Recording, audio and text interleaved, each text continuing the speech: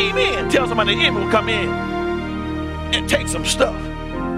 The Bible said David had 2 wives, and they had taken both of the wives. Not only was David affected that he loved God, everybody at Ziklag. Let me tell you something. You can live in Houston, you can love the Lord, but you got to trust him. I don't care if you love God or not. Everybody's going to be affected, but there's something different in there everybody being affected. The difference is I trust the Lord. I can encourage myself in this. I can encourage myself in the storm because I'm trusting in all-wise God. So the example here of David trusting God, David says, I tell you what I'm going to do. I'm going to take 600 men. Say 600 men. But in the story, 30th chapter, right there where we're reading, in the story, you find out that 200 of them was faint. They were weak. And David said, I'm going to trust God. He says, because we're about to fight, and I can't take no weak folk with me. Oh, God. See, when you trust God, you got to understand there's some folk you got to leave behind. Y'all ain't got this. In trusting God, you got to understand there are some folk that just can't go with you in the battle. Now, y'all need to hear the story. But David said, I'm encouraging myself in the Lord. You got to be man enough, or you got to be woman enough to understand that I got to cut the rope right here. Stay on this side. So the Bible said David takes 400 men. Now, on his way, now you got to understand, in trusting God, you don't really know where you're going. You don't really know who you're fighting against. See, when you trust God, God sees you now. He sees you in battle, and he sees you with your hand raised in victory. But you just only see things in sequence. Tell somebody I see things in sequence. But I got to believe God for greater. I got to trust God for greater. So in Samuel, 30th chapter, you find that on their way they found an Egyptian.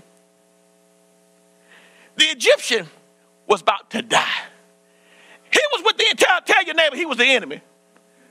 Y'all ain't got to say that. See, God will use the enemy or utilize the enemy to be a blessing to you when you trust him. That's not David said he prepared the table before me in the presence of my enemies.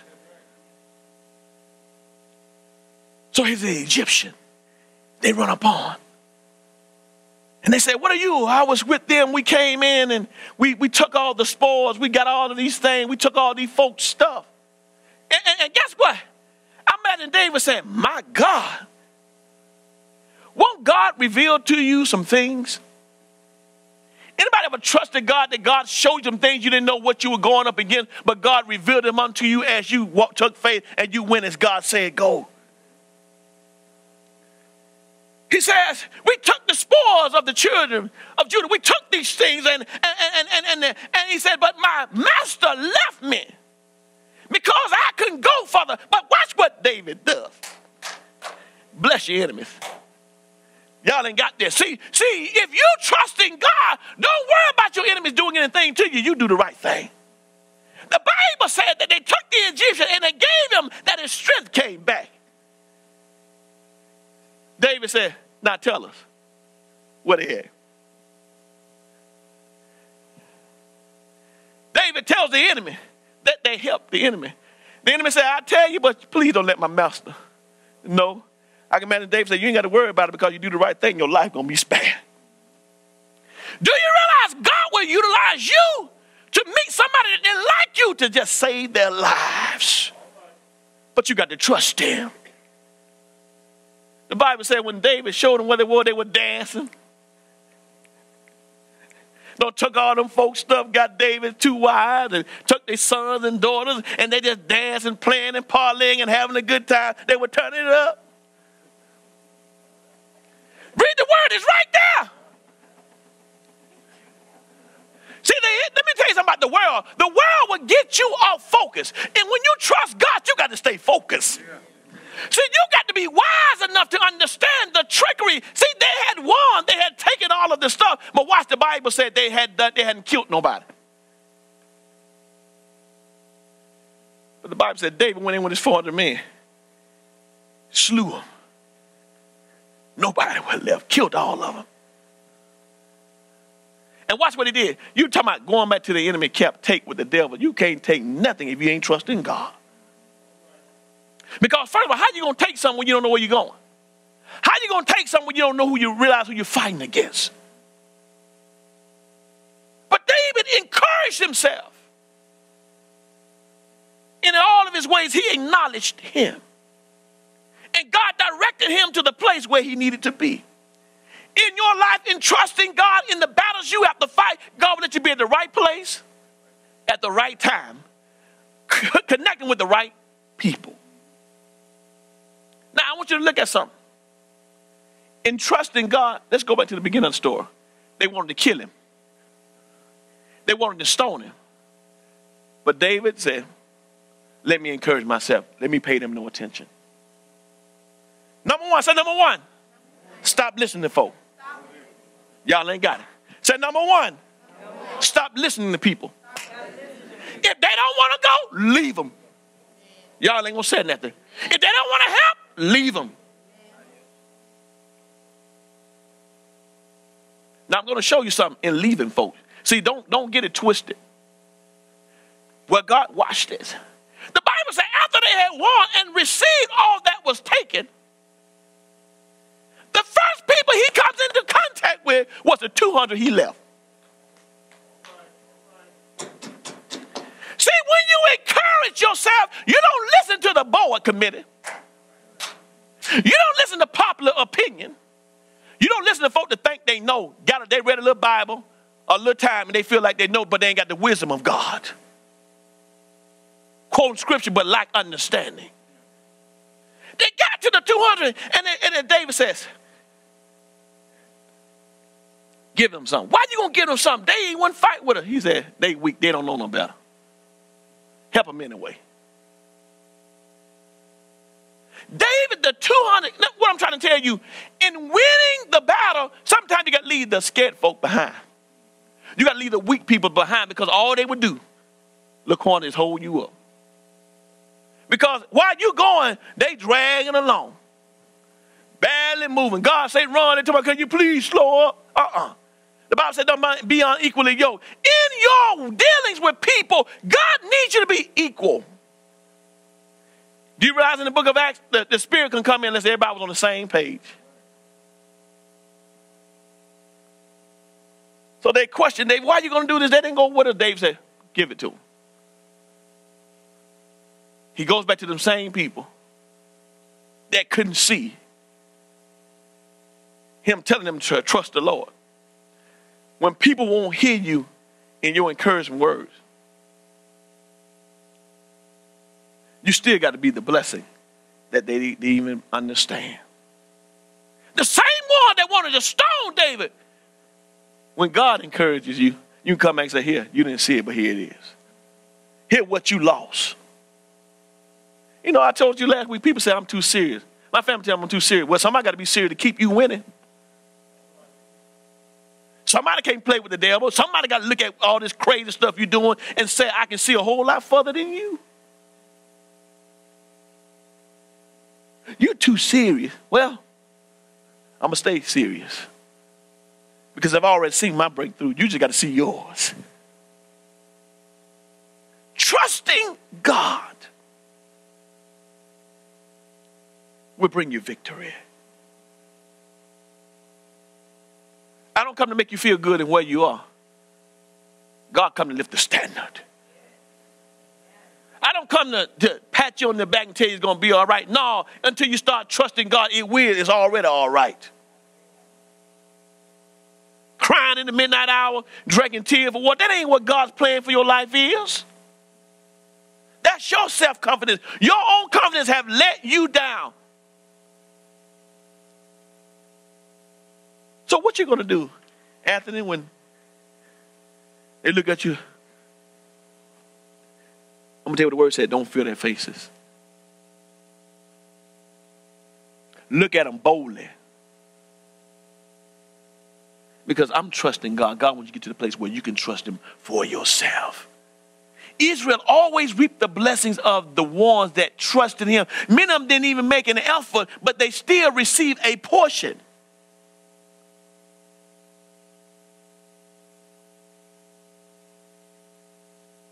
Everybody wants to be a leader. What does a leader be? Where's the leader's position? Where's the leader position? He's a leader, he's lead, but where's his position? He's out in front. Watch this, or she's out in front. If you are a leader, you can't be in the pack with everybody else. A leader has to be out to lead. How are you going to lead folk and you're in the midst of them? You got to be out in front so they can see you. A leader initiates. A leader is a pioneer. A leader is a path clear. You want to be with everybody else. You ain't leading nobody. You just being a part of the shedang dang. You move to the left. I wish I could line dance right now. Can you line dance, mama?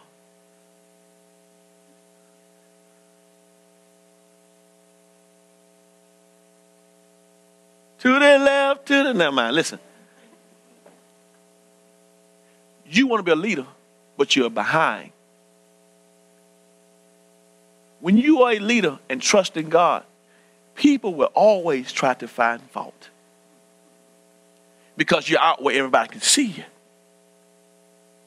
If you get with them, they ain't got no fault with you because they're right there with you. And guess what? If you're with everybody else, everybody can't see you for real. Because you're not standing out. David stood out. That's why they sung the song, Saul killed 1,000, but David killed 10,000. Little shepherd boy. You got to understand, he faced Goliath. Goliath was a battle warrior. He had armor. David didn't have no armor. Nothing but a little simple slingshot. Staying in his lane, not trying to be who he was not called to be. When they went down to want to fight the Philistine, they made David go, so he wanted to stay at home. But David hung around. When everybody else running scared, David said, well, I guess it's my time to stand out. Because I've already been known to be king. You can't say what's been prophesied of you. You ain't making no effort to step out. I don't care how much it's been prophesied to you that you're going to be a this and that if you never step out. See, David was with the crowd, but there came a time that fear didn't set in with David. David continued to encourage himself and trust God. He said, well, here, David. Here, take the armor, David. David said, I don't need that. He said, bring me the Philistine that defy my God. Uncircumcised. Now he calls him uncircumcised because you have not the covenant with God. Right. He says you are uncircumcised. The world is uncircumcised. They're not under the relationship with Jesus. So David says, I'm a little boy. Take a smooth stone. Let me step out and be leader. I ain't been crowned to be king yet, but I'm on my way. See, when you're on your way to be who you are, you don't sit in the back and just dumb it down. You stand up in the word of God. You want your family to be great. I don't care how much you pray until you stand up. Faith without works. How many of you waiting on somebody to call you? You probably waiting on me to give you an encouraging word. You got to encourage yourself. What if the pastor's busy? What if he don't even know you need an encouraging word because you ain't been around, so he don't know?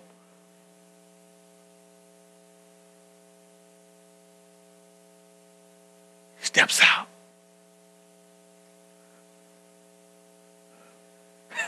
And the giant laughed. Y'all see this little ruddy little boy here? David said, you laughing today? You won't be laughing no more? We all face giants.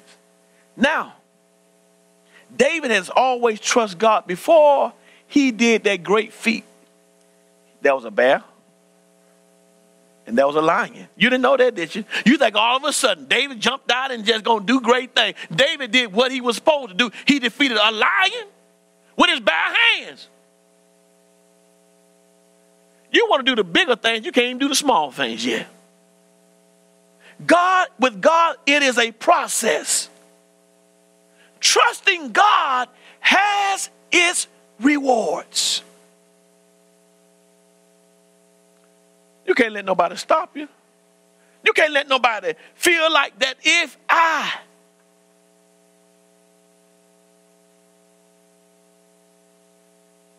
look at all the young people in here. Sad to say, they are still dying. It's more young people that are a part of gun violence than any other age group. Why? Because there has been no more trust and confidence in the Lord.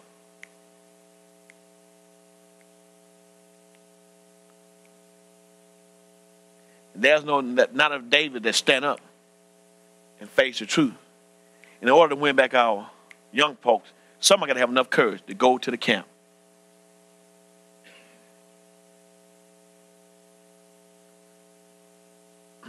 When I was growing up, if there was a football game going on and you got out of line, the adults around would have got you straight.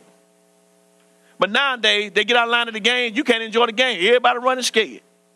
Oh, y'all ain't got to say amen, because I'm telling the truth. That's why the enemy wreaks havoc in your life. Because you have no authority.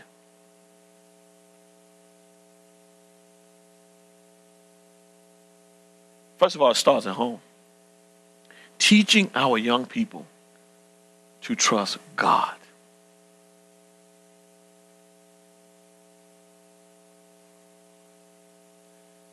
People prophesy to you that you'll be a business owner. If you never step out to do the thing that would allow you to be an owner, you won't be one.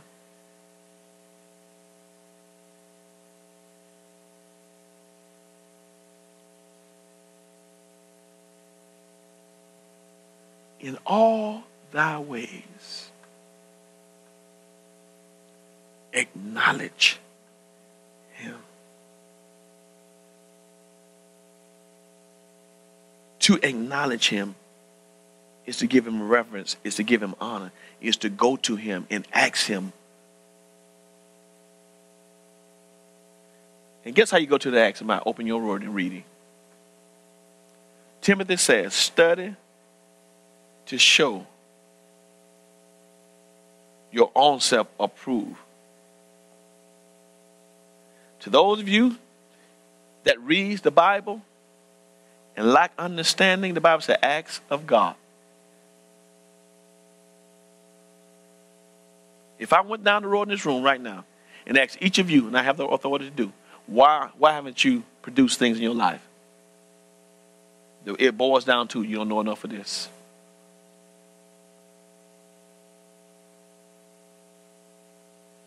Why are you not providing opportunities to other people? Because you don't have enough of this. Why can I help the people in Houston that have lost? Because you don't have enough of this.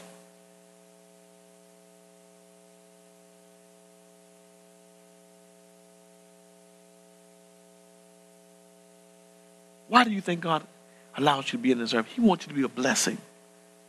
Not only be a blessing to yourself, but he wants you to be a blessing to everybody else.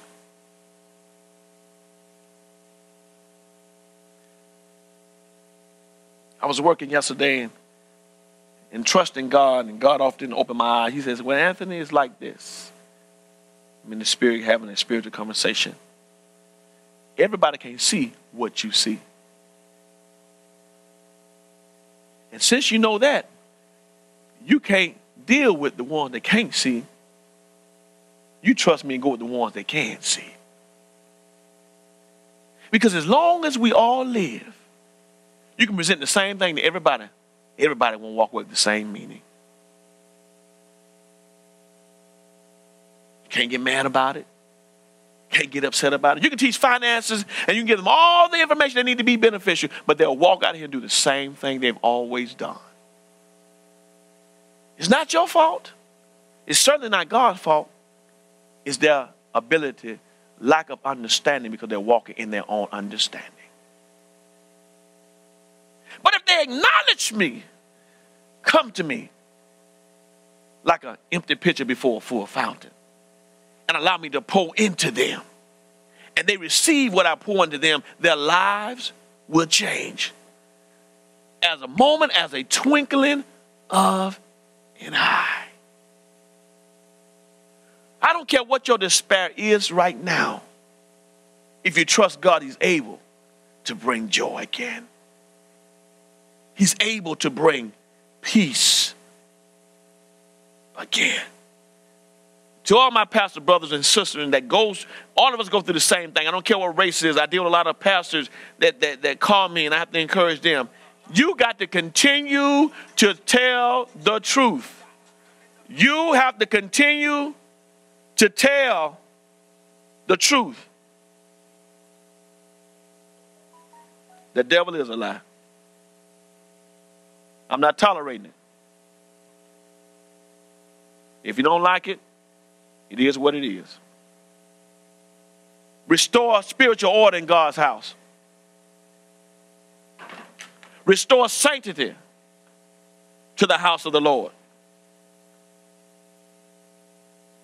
The reason there's no authority and power is because we have allowed everything to come in, but God says, run it out. When you come to God's house, come ready to receive, not ready to block everybody else. Some of you are feeble. But somebody got to be strong in order that you stay alive. I don't mean feeble as in physical sickness, but you're feeble spiritually. But I don't care where you are. God has a way out.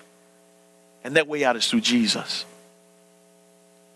Never think that you know everything. I never think that I know everything, because the more I read, the more God gives me. And I realize the reason we're suffering is because we really lack all that we need.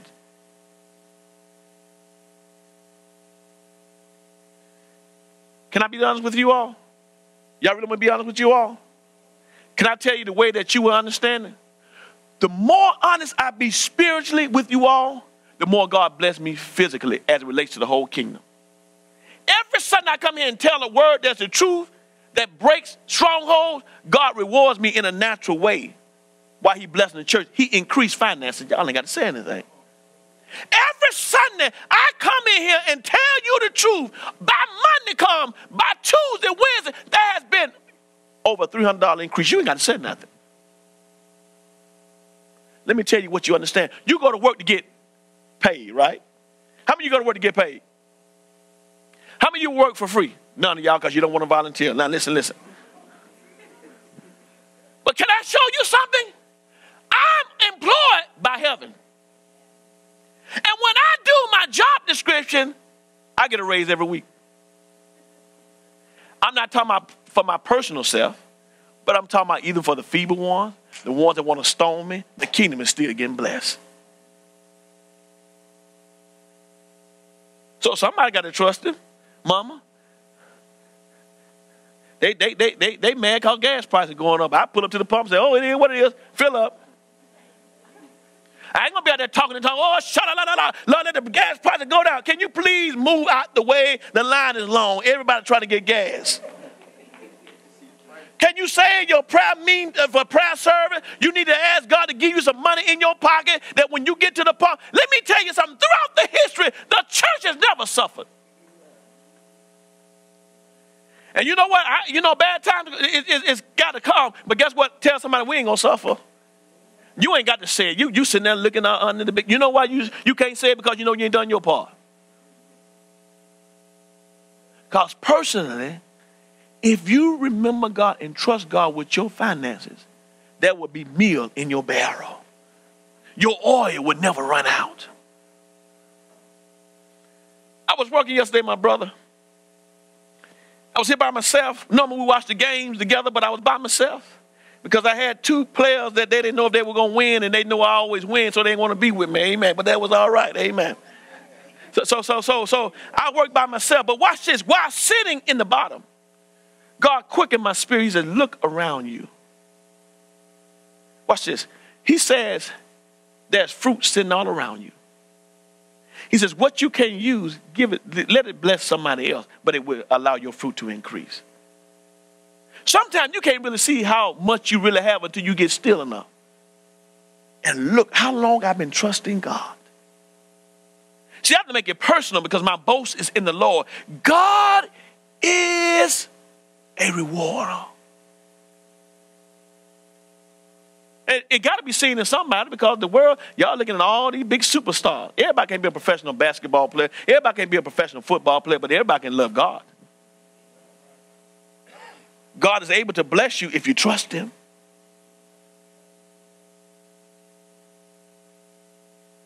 I saw my brother walk in today. Glad to see you. You say you from Jamaica? Jamaica mine. I think I'm from Jamaica too. I have about 12 jobs, man, every day, man. Really, literally. And I enjoy every one of them, man, because 12 means foundation. So I'm blessed, man.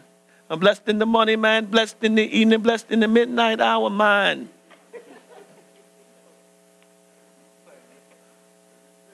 That's real.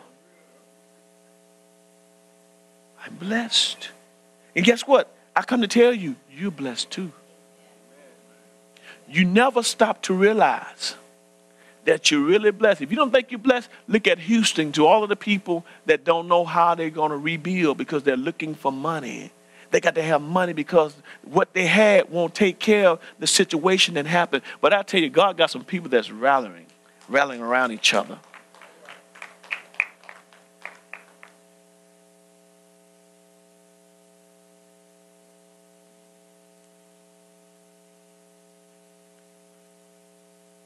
God commands you to be a blessing to those in need, not to the lazy. That's what it's commanded to. And when you trust God, he will give you everything you need. And I have to say this about Charles Zimmerman. He's always willing to say yes, not to me, but yes to God. And God continues to broaden ministry for the sake of souls. Because he said, whatever you tell me to do, Lord, I'll do it.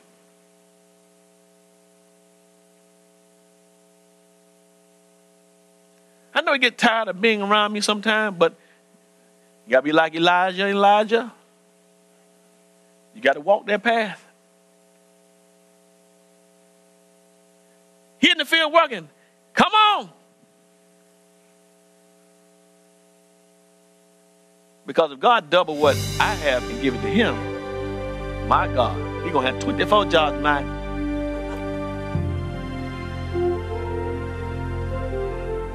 I don't know how he's going to do it, but he's going to have 24 jobs, man. But the point is, the blessings are flowing. You just got to be in line to receive your portion. If you think this stuff is hocus pocus,